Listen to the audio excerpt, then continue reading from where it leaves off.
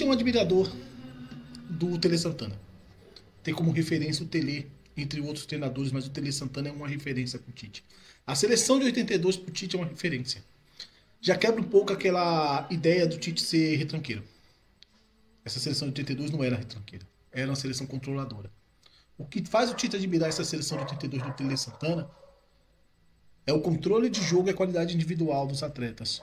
Realmente tinha um controle de jogo excelente, uma qualidade individual muito boa. Realmente essa seleção de 82 era melhor, infelizmente não ganhou uma Copa.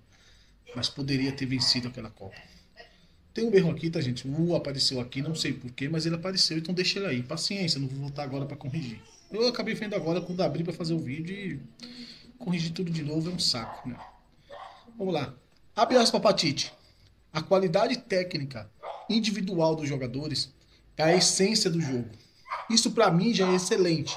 Quando você cita a qualidade individual do atleta é a essência do jogo, para muitos pode parecer, isso é óbvio. Claro que é óbvio, mas para alguns treinadores não é tão óbvio assim. Tem treinadores que chegam no clube e fazem um trabalho que a qualidade tática é muito mais importante que a individual. E coloca isso à frente. E acaba perdendo aquele grupo. O Tite falando isso aqui, para mim, eu sendo um dirigente do clube, contratando o Tite, sentando com ele para conversar, ele me fala essa frase, para mim já está meio caminho fechado o contrato. Porque isso é que o treinador tem que ter em mente. Saber que o atleta precisa ter a qualidade individual técnica potencializada, isso é importante. E ele vai adiante. E não os técnicos. Estamos aqui apenas para potencializar. Exatamente. Nós não estamos ali na beira do campo para ser o holoforte, para ser a estrela. Nós estamos ali para potencializar os atletas. E os atletas darem um espetáculo. Infelizmente, hoje nós vivemos no meio de futebol que alguns treinadores, somente de uma nova geração, eles pensam primeiramente em potencializar a sua tática e depois potencializar os atletas. E quando isso vai acontecer, os atletas já estão de saco cheio do treinador e o treinador não consegue tirar o melhor daqueles atletas. Potencializar cada atleta na sua posição. Encontrar posições para aqueles jogadores. Fica bem difícil. Então, o Tite, para mim, é excelente nessa frase que ele fala. Foi até em um evento que teve para treinadores. Foi um evento muito bacana. Vou colocar aqui depois para vocês no próximo vídeo. Agora o Tite fala muito sobre tática desse evento. Vocês vão gostar. Tite e suas mudanças de conceitos. Eu divido o Tite em três partes. Tive em 2014 lá no Corinthians, meados de 14 e 15. Então, pude ver algumas coisas que tinha o Tite, que tinha o time do Tite do Corinthians, as ideias que tinha o Tite. 2010 a 2013, eu coloco o Tite como defendia baixo com velocidade. Eu resumo o time do Tite assim, defendia baixo com velocidade. De 2010 a 2015. Realmente defendia baixo e tinha bastante velocidade. Isso, as peças que o Tite tinha em mãos, muitas vezes te obriga a jogar assim, faz parte. E com o tempo você vai mudando seus conceitos. 2015 a 2018, ataque com muita mobilidade. E realmente, 2015 a 2018, você tinha um ataque do Corinthians com bastante mobilidade. Muito controle de bola também, e mobilidade. Esse era o estilo do Corinthians 2015 a 2018 do Tite, eu digo, treinador Tite. Eu acho legal, mas já foi mudando algumas características do Tite. 2018 a 2023, eu já vejo um Tite, jogadores mais dominantes, atacando mais os espaços. Aí eu já vejo uma mudança. Aí a gente já pode entrar numa mudança filosófica um pouco do Tite, vai entrando na tática ali da equipe do Tite e vai entrando também nas qualidades de peças. Porque o Tite agora, nesse momento, ele está numa seleção. Em 2016 adiante, ele está numa seleção, convocando os jogadores que ele quer. Então, ele pode sim alterar a sua qualidade, campo e bola. Porque agora ele tem peças em mãos. E isso muda bastante a sua qualidade campo e bola. O Tite começa a ter jogadores mais dominantes, atacando mais os espaços. Aí que entra a questão de uma pequena visão de um jogo de posição, no qual eu não rotulo como jogo de posição. Porque o jogo de posição, para mim, ele é mais do que uma ideia, ele é uma cultura. Então, o Tite não tem essa cultura de jogo de posição. As pessoas confundem muito o ataque posicional com o jogo de posição. O ataque posicional, ele passa muito mais por uma necessidade do que uma cultura de filosofia. E o Tite quando chega na seleção meados de 2018 a 2023, ele muda bastante também essa seleção em alguns aspectos, né? A mudança do Tite se passa bastante quando ele chega em um confronto com a Inglaterra. Eu vou mostrar em vídeos para vocês e ali começa a mudança do Tite. Eu vou mostrar um vídeo de 2012 a 2018 e a gente passa conversando em 2023, que é a 2022, que é a Copa do Tite, né? A Copa do Mundo, no qual o Tite enfrenta algumas seleções no qual a tendência era a linha de 5. Isso bastante ali muda a ideia de conceito do treinador Adenor. Aqui adiante, desafios que o Tite terá no Flamengo. Quais são os desafios que o Tite vai enfrentar no Flamengo? Quais serão esses desafios? Eu acho que o primeiro desafio mais importante é o equilíbrio de elenco. Isso para mim é importante. O Tite vai ter que ter um equilíbrio de elenco.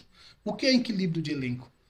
Não falo de título aqui, não estou falando também de grandiosidade de time, não é isso. O equilíbrio de elenco que eu estou falando aqui é o Tite olhar para o banco de reservas, olhar para os seus comandados e saber que ali precisa ter um equilíbrio. Hoje eu vejo um Flamengo desequilibrado em elenco. É um Flamengo que tem muitos jogadores para uma posição e poucos jogadores para outra posição. Esse desequilíbrio acaba afetando a comissão técnica. Em alguns momentos o treinador até quer que todo mundo jogue, mas nem todo mundo pode jogar. E você ter um time desequilibrado em algumas posições, e isso é por isso que o Flamengo começou a perder, não é por isso que o Flamengo começou a perder. Não é isso. Tem muitas coisas a mais ali também que atrapalha bastante. Mas isso também atrapalha bastante a evolução da comissão técnica. Então o treinador vai ter que ter uma mudança no equilíbrio de elenco. Eu acho que aí começa. O Tite vai ser o momento mais, eu acho, sensível da gestão do Tite no Flamengo. Porque esse equilíbrio traz desconforto. Traz desconforto para o jogador que terá que sair do Flamengo para seguir carreira em outro clube. E para jogadores que ficarão também, que queira ou não ter um vínculo com aquele jogador que vai sair. Então, esse momento vai entrar o Tite gestor de elenco, gestor de pessoas. E isso ele vai ter que fazer muito bem feito. Porque ele está lidando com um time que tem esse certo risco de, digamos, de vaidade. E ele vai ter que aprender a lidar com isso nesse momento em um clube. Ele deu com isso na seleção, mas na seleção você não tem um convívio diário. Em um clube convívio é diário. E o Tite no Corinthians conseguiu lidar com isso, mas não era tantos jogadores estrelados como é no Flamengo. O Flamengo é uma constelação ali que é bem complicado você lidar. Então, o primeiro desafio do Tite é um equilíbrio de elenco. O restante que eu coloquei aqui embaixo, técnico, mental, anímico e psicológico, vai depender da gestão de elenco também. Por isso que eu coloquei aqui embaixo em verde. Gestão de elenco. Tudo isso aqui se passa por isso aqui. É necessário que isto aqui esteja bem para que tudo isso aqui ocorra da melhor maneira possível. Para que tudo isso aqui dê certo. Técnico. Jogadores se desenvolvendo tecnicamente. Potencializando os jogadores. Mentalmente também. Campo e bola. Anímico. O Tite vai precisar bastante dos líderes de grupo. Vai precisar bastante do Davi Luiz, se assim ficar no Flamengo. Davi Luiz. Não sei se o Bruno Henrique é um líder assim, mas talvez o Bruno Henrique, se ficar no Flamengo. Vai depender bastante desses jogadores, para que esse anímico possa crescer. A ajuda do líder de campo, o jogador líder, é bastante bem-vinda nesse momento. Psicológico, saber lidar com as pressões, com as pessoas que vêm de fora, da torcida, da imprensa. Os jogadores vão ter que saber lidar com tudo isso. Isso vai depender da gestão do Tite, como que essa gestão vai ser controlada, como que ela vai ser feita. De que maneira ela vai ser passada para os jogadores, para que isso tudo ocorra da melhor maneira possível. E o Tite tem um trabalho tranquilo de evolução no Flamengo. Passando por isso aqui, vamos entrar do lado tático, né? Aqui da coisa do time do Tite, no qual eu quero trazer para vocês aqui de 2012 a 2018 algumas mudanças que ocorreram nesse Corinthians, nesse Tite do Corinthians, a seleção, ideias que o Tite realmente mudou ali os seus conceitos. E vejamos como que era esse Corinthians de 2012, uma passagem bem rápida aqui, no jogo Corinthians Santos, um jogo meado ao jogo do Boca Juniors, a final da Libertadores. O Corinthians já estava aqui já chegando a uma final. Vamos lá. O Corinthians de Tite tinha aqui Romarinho aberto de um lado, no amplitude, jogador de velocidade, Do outro lado tinha um Danilo meia. Ah, mas o Danilo é lento. O Danilo, sim, o Danilo realmente ele é lento. O Danilo foi de São Paulo em 2005. Realmente sempre foi esse jogador muito lento, mas muito controlador. E muito forte na marcação. Então, essa de colocar o Danilo aqui era mais para um controle de posse de bola e uma qualidade no último passe. Principalmente esse parte mais horizontal, mais vertical. O Tite gostava bastante do Danilo desse lado. No meio tinha o Douglas e o Guerreiro no ataque. Essa era a formatação da equipe do Corinthians de Tite em 2012. Como ele usava seus meias. Né? Tendo o Danilo fazendo a pressão, bola perdida, bloco médio ou baixo. Aqui já mudava, aqui você já tinha um Corinthians com superioridade numérica nesse setor. Ó, você tem um Corinthians buscando superioridade numérica nesse setor. É um Tite que gosta bastante de superioridade numérica na amplitude do lado de campo. Ao lado de campo ele busca bastante triangulação. E quando não tem a bola, busca bastante essa retomada de bola. Esse posicionamento correto do zagueiro, do lateral, para rebater essa bola e retomar essa bola para a sua equipe no qual ele está dirigindo. Então aqui você vê uma superioridade numérica da equipe do Tite, do Corinthians, desse lado de campo. Sempre buscando essa superioridade. Sempre buscando ter mais jogadores do lado de campo para poder ter essa superioridade. Aqui novamente, uma construção. Romarinho voltando para receber essa bola. Douglas vai levar essa bola buscando quem? O Danilo do outro lado de campo. Ó, do outro lado de campo você tem o Danilo, Douglas e Danilo, dois meias, esperando a passagem aqui do Romarinho que vai entrar por dentro para receber essa bola do Danilo. Aqui, como eu falei, controle e qualidade no passe. Romarinho recebe essa bola chega no Guerreiro. O que o Danilo vai fazer? O Danilo é esse jogador que faz esse arrasto aqui para dentro da área para receber essa bola no segunda trave. Essa era a dinâmica. O Danilo aparecia bastante do lado de campo também para receber a bola. Vindo aqui agora, lançamento da equipe adversária. Defensivamente, o que o Tite gostava de compactação. O Tite gostava de fazer um corredor muito próximo, jogadores um do outro, muito compactos, para quando essa bola chegasse, o time tivesse já pronto para ganhar a segunda bola. Então o time estava em prontidão para ganhar a segunda bola, ganhava a segunda bola e brigava por ela no meio campo. Então era um time que se compactava bastante quando via um lançamento, seja do adversário, seja do seu goleiro, ou seja mesmo do Cássio. Ó, Emerson você tem aqui. Aqui teve um erro meu que eu vou mostrar aqui para vocês. Aqui tem o Emerson já fazendo a pressão. Aqui você tem o Bruno Henrique. Agora já mudou. Aqui você já tá com 2012 ainda. Mais um jogo de Libertadores. Que agora você tem o Bruno Henrique aberto na amplitude. Emerson do outro lado. E Danilo como um falso 9. Aqui eu coloquei o Guerreiro, mas não é o Guerreiro, tá, gente? Vou tentar aqui agora corrigir. É o Alex, tá? Esse aqui é o Alex. Acabou parecendo Guerreiro. Aí o nome acabou encaixando aí. Ficou. Mas eu não vi. Acabei vendo agora. Esse aqui é o Alex, que é o meia. Jogou esse jogo da final. Aqui é o Danilo. O Danilo foi esse jogador no qual era um falso 9, digamos assim, para a equipe do Tite. Era um meia que jogava como falso 9. Vocês lembram do início do vídeo? Você tinha um Danilo já jogando na amplitude. Hoje você tem um Danilo como falso 9, o Bruno Henrique aberto e o Emerson do outro lado. E aqui você tem um Alex, que é esse cara que distribuía jogadas. Era esse jogador que distribuía jogadas. E a pressão do Tite era assim. O Sheik era um jogador que pressionava bastante, parecido com o que o Rony faz hoje no Palmeiras, né? É o cara que mais corria ali. Depois, vamos voltar aqui, mas acrescentando uma coisa aqui. Com o tempo, isso muda, tá? Com o tempo, o Danilo para de ser um falso 9, o Danilo vai para a ponta de novo.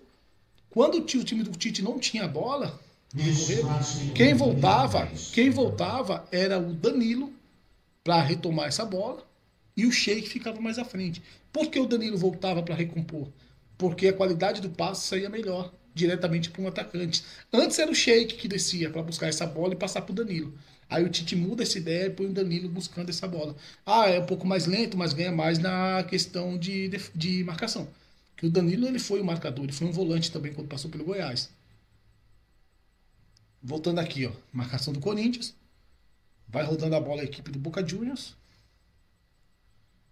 Você tem aí um Corinthians que aproxima bastante seu bloco. Você pode ver aqui um Corinthians que compacta bastante seu bloco. Aqui era para ter um desenho, mas ele não está aparecendo. Um bloco bem compactado do Corinthians, retomada de bola do Corinthians. Agora vamos lá. Lançamento do Cássio. Novamente mostrar para vocês o que eu tinha falado no início. Defensivamente, o Corinthians faz uma aproximação. Faz uma espécie de corredor aqui, ó. Vocês podem ver aqui uma espécie de corredor com todos os jogadores para receber essa bola e ganhar essa segunda bola. Então, essa ideia de aproximar e receber essa bola numa espécie de corredor, o Corinthians fazia bastante em 2012. Mas isso muda com o decorrer do tempo, tá? Vai depender bastante também da qualidade de cada jogador e das peças que o Tite tem em campo. Se ele observar que esse time ganha bastante a segunda bola, por que não voltar a fazer isso? A tática nunca muda, né, Dente? A tática ela continua no futebol de anos e anos. Ela vai sendo acrescentada uma coisa ou outra na tática, né? Ou no estilo de jogo, no modelo de jogo. Você vê aqui sempre, né, também aqui, ó. Essa bola vem por alto, essa bola vai ser recebida por quem aqui, ó? O Alex vai receber essa bola. E os meias do Tite sempre já buscavam um jogo de velocidade ali em profundidade. O Bruno Henrique recebe, agora o Alex recebe e já busca a velocidade ali do Sheik, né? Jogada já em velocidade, jogada rápida, buscando esse jogo de fundo. Aqui a pressão do Corinthians, você vê o Sheik e o Bruno Henrique de lado de campo pressionando, Alex e Danilo centralizados ali, dois meias, jogando ali mais à frente, o Danilo como falso 9 de novo, vocês observando o Danilo como falso 9 nesse jogo. E a pressão do Corinthians, como os meias pressionam, Alex, Sheik, Danilo. A chegada do zagueiro também, sempre prontidão para roubar essa bola, diminuir espaços, marcar sempre próximo dos adversários, para não ter a bola descoberta aqui no lançamento. Isso é importante. Pressão alta de novo, o Sheik sempre chegando firme ali. Mas o time também buscando sempre muita compactação, ó, roubou a bola. Um volante do Tite é muito exigido que o volante jogue também. Então o Tite hoje tem o Pulgar no Flamengo, que joga bastante, sai bastante com a bola. Eu acho que o Flamengo está bem servido de volantes, né? O Tite vai ter volantes de qualidade bastante aí para fazer jogadas assim, que o Tite gostava bastante de fazer no Corinthians, que era usado o Paulinho, né? O Paulinho era o jogador utilizado para essa função de sair bastante ali buscando esse jogo como esse elemento surpresa, né? O Paulinho era esse cara, né? Que buscava bastante infiltração, uma arrancada de velocidade, um passe, uma infiltração para receber essa bola novamente na frente. O Paulinho fazia bastante isso, e isso era muito bacana. Aqui no Brasil, aqui, não era uma novidade assim, só que o Celso tinha feito isso, né? Mas o Tite utilizou isso com muita excelência, né? Essa questão do seu volante ser esse elemento que sai da marcação, recebe essa bola, desgruda da marcação, o Paulinho recebe essa bola no entre linhas para poder achar os espaços aí e finalizar de fora da área. Então os volantes do Tite têm uma exigência muito grande aí, que sabem jogar, né? Aqui vamos passar para 2015, tá? Aqui a gente passa para 2015, no qual o Tite muda um pouco, mas dessa vez ele tem o Jadson, que é um jogador que joga aberto, mas o Jadson também é um jogador que jogava bastante também por dentro. Não era só aberto na amplitude como ponta, não. Ele também estava por dentro como um meia de criação e abriu o corredor para o Wagner, né? Abriu o corredor para o Wagner e usar esse corredor. Então você pode ver ali o Jadson aberto, né? Bem por dentro, quer dizer, construindo por dentro. Aí já era o Corinthians, tá, gente? Esse 2015 eu já levo como o Corinthians mais controlador. Realmente o Corinthians controlava bastante o jogo também já. O Tite já tinha uma ideia de saída de bola curta, mas ainda não estava tão configurado assim, até pelas peças que ele tinha. Mas já tinha uma ideia, né? Tinha Felipe na zaga, tinha o Gil, já tinha uma certa ideia. Bruno Henrique na volância, Renato Augusto no ataque. Então já tinha uma certa ideia. O Jadson ele faz essa movimentação de arrasto aqui, de buscar sempre a lateralidade quando a bola está no centro, para que ele seja o cara do passe de profundidade, né? Ele seja esse cara que vai dar o passe de profundidade buscando ali o Malcom, né? Que esteja do outro lado. Então era o Jadson que fazia essa movimentação para receber essa bola de lado de campo e levar essa bola com ele para dar esse passe em profundidade buscando o Malcom, né? O Malcom jogava aí na ponta, né? Aqui mostrando para vocês a compactação da defesa do Corinthians. Vocês veem como o Corinthians está compactado aqui. O Jadson aqui, a próximo vídeo, já prontidão aí na lateral. Então você vê como esse Corinthians tinha uma compactação defensiva, era um time muito bem compactado. O time do Tite ele exige bastante essa compactação defensiva, exige bastante a cobertura também. E um erro do zagueiro, o outro zagueiro que está em prontidão, o volante, para ter essa cobertura, essa recomposição de novo, essa recuperação de bola. Então o Tite exige bastante isso. Vamos adiantar aqui. Aqui você vê um Jadson, ó, já pronto aqui nesse bloco de marcação. Você tem um Jadson aqui, ó, já olhando aqui o lateral do São Paulo, que tem um jogador do São Paulo aberto aqui na ponta, e o Jadson ele voltava para marcar, ele descia realmente para marcar. Aí muita gente fica se perguntando, pô, então quer dizer que com a Arrascaeta o Tite vai exigir que o Arrasca desça até o último terço para marcar? O Arrasca fez isso com o Dorival, fez isso com o Senna em alguns momentos. Ele, o próprio Arrascaeta, não gostava de fazer isso, acho que eu vi uma entrevista dele falando mais ou menos isso. Mas, o Tite, ele é um cara muito compreensível nessa parte. Ele não vai forçar o atleta a fazer nada, né? Essa frase até eu aprendi com o Tite mesmo, né? Quando eu sempre falo o seguinte, que a filosofia, a ideia de jogo, ela não é imposição, ela é um convencimento. O Tite falava muito isso em 2015, né? Eu aprendi muito isso com o Tite, essa ideia que não é uma imposição, você não impõe ao jogador, você convence o jogador que aquilo vai dar certo. Então, a torcida do Flamengo não precisa ficar com medo que o Tite vai chegar e vai brigar, como faz o São Paulo e o Vitor Pereira fez, como fez o Paulo Souza. Não. Tite não é desse jeito, ele não vai obrigar o jogador nem a fazer nada. Ele vai convencer os jogadores a fazer, como fez o Jorge Jesus. Isso é ser treinador, convencer, como fez o Dorival. O JJ fez muito isso. Isso é convencer.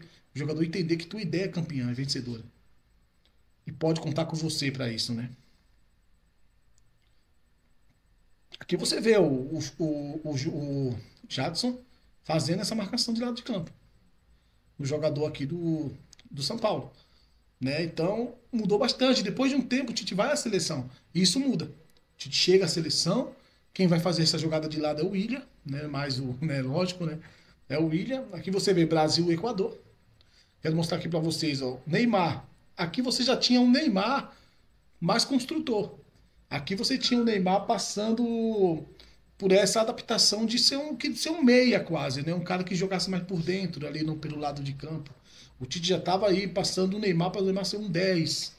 O Neymar ser esse cara mais construtor por dentro, flutuando bastante. Justamente ali com o Coutinho, quando o Coutinho jogou nesse jogo, não tinha o Coutinho, tinha o Paulinho, tinha o Casimiro e o Renato Augusto. Então já muda também depois, o Tite fica só com um volante, joga com os dois meios, 2022, tanto Paquetá, tanto Neymar no meio. Muda bastante, né? A ideia do Tite. O Tite é um treinador que mudou muito. Por isso que você não pode rotular o Tite como retranqueiro, como posicional ou como funcional. Você vê o Neymar, Renato Augusto e Gabriel Jesus, jogadores ali triangulando um próximo ao outro. Aqui você tem Paulinho, você tem o William mais aberto na amplitude, mas o William fechava por dentro. Quem fazia o corredor era o Daniel Alves. Você vê o Neymar mais como construtor, um cara que flutua por dentro, trabalha mais por dentro, buscando Paulinho, finalização de fora da área, o volante sempre chegando, bem parecido com o Corinthians de 2015 ainda. Essa seleção, uma estrutura bem parecida com esse Corinthians de 2015. Essa seleção ela vem a mudar depois. Na Copa de 2018, o Tite tenta trazer algumas mudanças para essa seleção, deixa o William mais fincado na abertura de campo, na amplitude, o William não trabalha muito por dentro como agora. Aqui você vê defensivamente, você vê um Brasil com o Neymar fazendo esse jogador de lado de campo. Aqui, ó, você vê o Neymar fazendo esse homem da primeira linha de 4. O Neymar não precisa descer tanto, porque o Tite não trabalhava com linha de 5, era linha de 4. Você viu o Neymar descendo bastante aqui para ajudar nessa marcação. E o Tite foi mudando. E 2020, de 2018 para cá, o Tite mudou bastante. Ó. A estrutura de saída de bola era muda. Você tem um Casimiro descendo entre os zagueiros para receber essa bola, um passo mais curto. Então já muda a estrutura de saída de bola da seleção brasileira. A marcação na amplitude, ela é com superioridade numérica ainda, como era no Corinthians, 3 jogadores marcando forte. Você já vê o Neymar por dentro vindo buscar jogo, agora já é um Neymar bem construtor, como eu tinha falado. É o 10 da seleção. O William abrindo, Dani Alves também se apoiando ali, chegando mais próximo, jogo mais de proximidade. E essa seleção, ela começa depois de um tempo ter um alargamento de campo, né? Até por obrigação, como eu falei, depois do jogo da Inglaterra, né? Aqui muda a seleção brasileira, né? Aqui começa a vir a mudança. Aqui tá um amistoso Brasil e uma Inglaterra, onde o Tite começa a mudar uma ideia de jogo dele. Onde o Tite começa a entrar numa ideia diferente de jogo. A tendência na Europa era a linha de 5. Era uma tendência. A maioria das seleções usavam linha de 5. Croácia, Sérvia, a Inglaterra, Suíça. Algumas seleções já usavam linha de 5 e isso trazia um certo desconforto ao Tite, que o Tite não sabia como trabalhar contra uma linha de 5. Ele teve uma grande dificuldade contra a Inglaterra. Essa dificuldade tanto se passou porque o Tite tinha 2 jogadores de meio, Paulinho e Renato Augusto. Tite não tinha elemento na amplitude. Tinha o Coutinho que entrava por dentro, o Neymar e Gabriel Jesus, o Hélio Firmino, acho que era o Gabriel Jesus.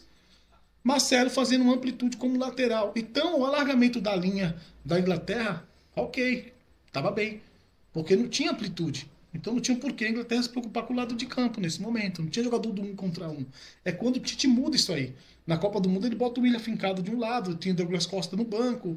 Do outro lado ele coloca mais centralizado o Gabriel Jesus. Ele começa a ter um volão, um centroavante que sai bastante, se movimenta bastante para tentar arrastar o marcador e abrir um espaço para infiltração do Paulinho, ou seja, mesmo do próprio Neymar. Ele começa a mudar essa ideia, né? Começa a mudar esse conceito por conta desse jogo. Esse jogo é um divisor de águas. Em 2020, de 2020 adiante, de 2019 adiante, o Tite começa a mudar isso e ver que o conceito de amplitude era necessário para enfrentar essas seleções da Europa que usavam bastante linha de 5, bastante força e bastante compactação. É um time bem compactado aqui da Inglaterra, se vocês for olhar bem, né? Então essa dificuldade ela foi realmente aparecendo, olha lá. Bola para o lado e não tinha como infiltrar. Era uma equipe que marcava 2 jogadores aqui marcando o Neymar, vocês podem ver, ó. 2 jogadores aqui na marcação do Neymar. Se vocês dão uma olhadinha aqui, ó. Tem uma certa dificuldade. O Neymar consegue passar, mas a única maneira aqui é uma finalização de fora da área. Então essa dificuldade a seleção brasileira de Tite foi enfrentando e enfrentou bastante isso, né? Essa seleção do Tite enfrentou essa dificuldade. Tanto é que depois o Tite vem, como falei agora para vocês, essa mudança e começa a trabalhar com mais amplitude. Na própria Copa mesmo, o Tite começa a trabalhar com bastante amplitude de jogo, né? Ele começa a achar bastante, buscar essa amplitude, mesmo com o Willian. Ele começou a trabalhar com o Felipe Luiz mais por dentro. Então é um Brasil diferente de 2018. Né? Por conta desse jogo contra a Inglaterra. Né? Em 2022, a gente, em 2022, 2019, ali adiante, chegando à Copa de 2022, é um Tite que muda bastante. Aí muda bastante. O Tite não tem mais agora 2 volantes como tinha Paulinho e Casemiro. Agora o Tite tem Casemiro apenas. O Tite tem o Paquetá e o Neymar no meio, fazendo esse triângulo no meio. O Tite tem o Rafinha aberto, o Richarlison centralizado e o Vini Júnior do outro lado de campo. É um Brasil mais espaçado, um Brasil mais aberto em campo, um Brasil com mais amplitude, um Brasil buscando mais as pontas, buscando mais o elemento do 1 contra 1, buscando mais infiltração por dentro. É um Brasil diferenciado, até por conta desse jogo contra a Inglaterra, realmente levou ao Tite a tomar essa ideia, essa decisão de amplitude, jogo mais por dentro, mas sempre buscando largamento de campo, sempre buscando o outro lado da zona morta com liberdade. E assim foi o Brasil do Tite que evoluiu. É assim o Tite, ele evolui bastante. Ele não segue apenas uma ideia, um conceito. Ele não é aquele cara fechado e abraçado com uma cultura. Não, ele vai andando conforme as suas peças na equipe que ele está dirigindo. Então a torcida do Flamengo pode ficar tranquila que o Tite vai fazer sim um excelente trabalho no Flamengo. Vai ganhar títulos? Eu já não sei. Mas que o trabalho vai ser muito perfeito, muito organizado, com muita dedicação, com muita evolução de cada jogador individualmente, com a gestão de grupo excelente, vocês não tenham dúvida. Nível Europa, não tenha dúvida que vai ser nível Europa. Nesse aspecto que eu falei agora. Títulos é uma consequência de um bom trabalho, mas para chegar ao título precisa de outras coisas também. Precisa da torcida que acredite, precisa da diretoria responsável, para que a comissão possa fazer o seu trabalho em paz e os jogadores possam em campo fruir e entregar o melhor deles em campo para a torcida, que é a vitória, né? E um jogo excelente ali em campo, um jogo de muita qualidade. Tá bom, gente? Um abraço. Espero que vocês gostem do vídeo. Ficou longo, mas é necessário que a gente fale bastante de futebol. No próximo vídeo agora eu vou trazer o Tite, o próprio Tite falando sobre seus aspectos táticos. Tá bom? Um abraço. Até a próxima.